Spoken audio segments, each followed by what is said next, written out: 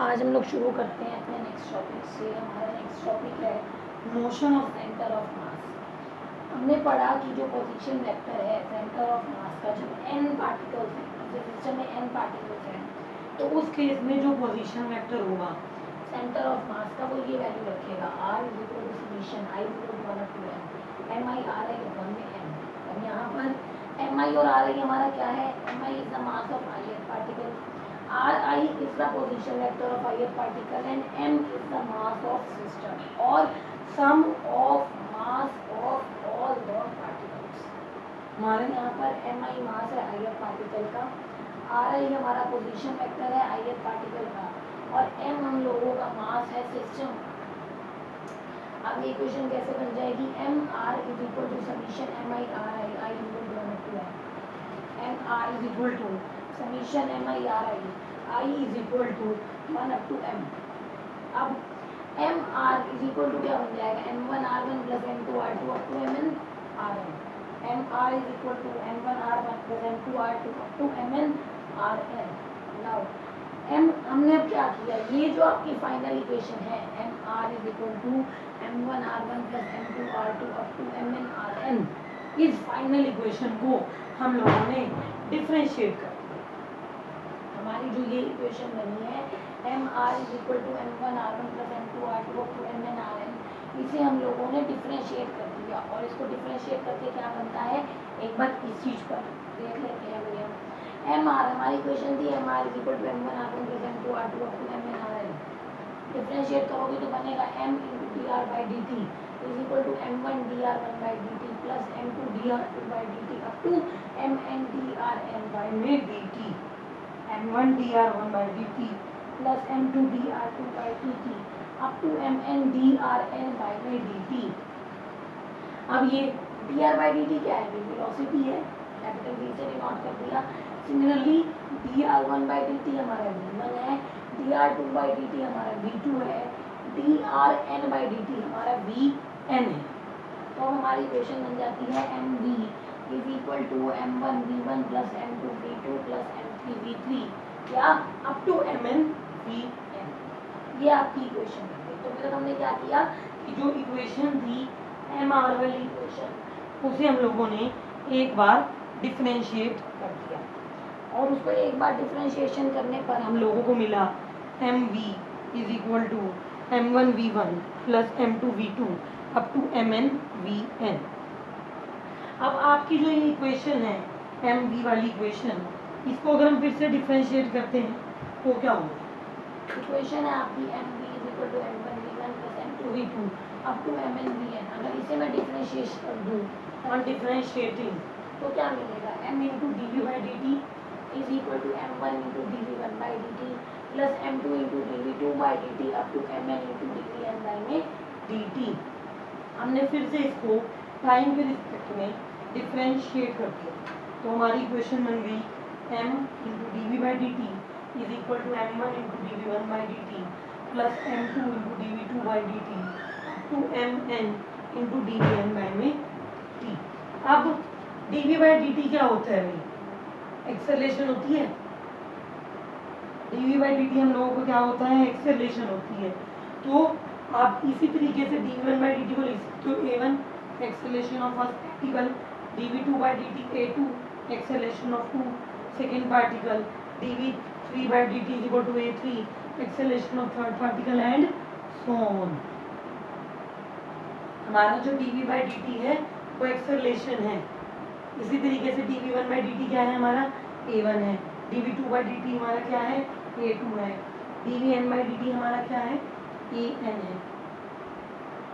इतना करने के बाद जो हम लोगों ने वैल्यूज निकाली है, अब ये जो हमारी इक्वेशन बन चुकी है, फाइनल इक्वेशन बन चुकी है, वो ये है जो अभी तक हमें निकालनी थी कि ma = m1a1 + m2a2 + m3a3 up to mn an। अब इस इक्वेशन को एक बार देखते हैं, इस पर गौर करते हैं जो हमें आगे देखनी है। अब यहाँ पर जो हमारा फाइनल इक्वेशन बनी है वो है ma = m1a1 + m2a2 up to mn an। अब ये m1a1 क्या है, m2a2 M2 क्या है या फिर ये MA क्या है, एक बार इसकी तरफ हम लोग देख लेते हैं। वैसे अभी तक हमने पूरे आर्टिकल में देखा है कि हमें पता है M1 क्या है, M2 क्या है, M3 क्या है, Mn क्या है। ये मास है पार्टिकल्स के, A1 A2 A3 An हमारे क्या है, एक्सेलेरेशन है पार्टिकल्स की। अब ये जो M1 A1 है वो फोर्स बन जाएगा। फोर्स क्या होता है, मास इनटू एक्सेलेरेशन। तो पहले पार्टिकल पर, पार्टिकल ऑफ मास M1 पर जो फोर्स लगता है वो M1 A1 है। इसी तरीके से जो पार्टिकल ऑफ मास A2 पर जो फोर्स लगता है वो M2 A2 है। अब ये फोर्स सिर्फ इंटरनल फोर्स नहीं है या फिर सिर्फ एक्सटर्नल फोर्स नहीं है। जब मैंने आपको centre of mass of two particle system करवाया था तो उससे ये चीज़ क्लियर हो गई थी कि हमारे पास इंटरनल फोर्सेस भी हैं और एक्सटर्नल फोर्सेस भी हैं। अगर भूल गए हो, अगर नहीं याद तो पहले वाली वीडियोस को देखो कि जो हम फोर्स की बात कर रहे हैं उसमें इंटरनल फोर्सेस भी रहेंगे और एक्सटर्नल फोर्सेस भी रहेंगे। तो ये जो फोर्स लग रहा है पार्टिकल ऑफ मास M1 पर, उसमें इंटरनल फोर्सेस भी हैं और एक्सटर्नल फोर्सेस भी हैं। इसी तरीके से जो फोर्स लग रहा है पार्टिकल ऑफ मास M2 पर, उसमें इंटरनल फोर्सेस और एक्सटर्नल फोर्सेस दोनों ही हैं। तो आप इस इक्वेशन को, ये जो इक्वेशन है आप कैसे लिख सकते हो, MA is equal to F1 plus F2 up to Fn. Here F1 F2 up to Fn is the total force acting on the particle 1 2 up to particle n respectively। कि पहले पार्टिकल पर F1 force लगता है, second particle पर F2 लगता है और आगे आने वाले पार्टिकल्स पर, जैसे nth पार्टिकल पर हमारा Fn फोर्स लगता है। अब यहाँ पर इस सिचुएशन में, इस केस में जो हमारा मास का सिस्टम है M1 plus M2 plus M3 up to Mn, जिसकी मैंने पहले भी कहा है वो हमारा M है। A हमारा क्या है, सेंटर ऑफ मास का एक्सेलरेशन है और ये F1 F2 up to Fn ये क्या हो जाएगा, sum of all the forces acting on the particles. यानी कि इस इक्वेशन को, ये जो हमारी फाइनल इक्वेशन बनी है जिसे मैंने 1 नाम दिया है, वो क्या है, total mass of system multiplied with the acceleration of center of mass is equal to sum of forces acting on the particle। तो यहाँ से हमने एक इम्पॉर्टेंट चीज प्रूव की है कि sum of forces acting on the particle बराबर है किसके, total mass of system multiplied with acceleration of centre of मास।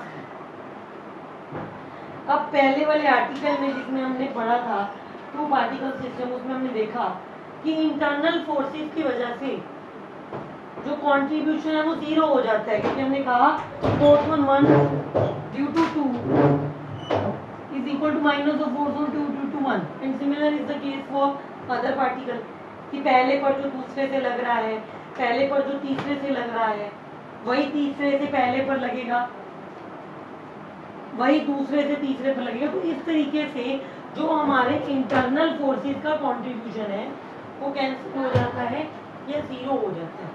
तो हमारी सिचुएशन में, हमारे केस में जो कंट्रीब्यूशन रहता है वो सिर्फ एक्सटर्नल फोर्सेस का होता है, इंटरनल फोर्सेस की वजह से कोई भी कंट्रीब्यूशन नहीं रहता। जो टोटल कंट्रीब्यूशन है वो सिर्फ एक्सटर्नल फोर्सेस की वजह से होता है हमारे पास। तो आप इस इक्वेशन को लिख सकते हो कि MA is equal to total external force and F external का मतलब है the sum of external force due to all particle, की इसकी वजह से भी, इसकी वजह से भी, इसकी वजह से भी, कि एक पार्टिकल पर, M1 पार्टिकल पर कितना बाहरी फोर्स लग रहा है, एक्सटर्नल फोर्स लग रहा है, M2 पार्टिकल पर, M2 मास पार्टिकल पर कितना बाहरी फोर्स लग रहा है, और इस तरीके से आगे। तो ये जो इक्वेशन है वो ये कहती है, ये वो इक्वेशन है जो मोशन ऑफ सेंटर ऑफ मास के बारे में हमें इंफॉर्मेशन देती है, या फोर्स ऑफ सेंटर ऑफ मास के बारे में हमें इक्वेशन देती है।